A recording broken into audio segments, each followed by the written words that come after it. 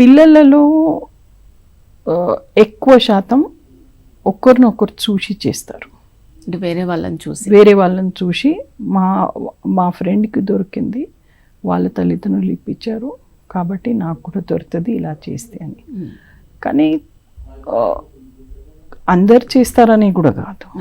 So వాళ్ళు నేర్చుకుంటారు, నేర్చుకున్న తర్వాత ఒకవేళ వాళ్ళకు దొరికితే ఆ అలవాటు పడిపోతుంది, దొరకకపోతే మరి వాళ్ళు కంట్రోల్లో వస్తారు.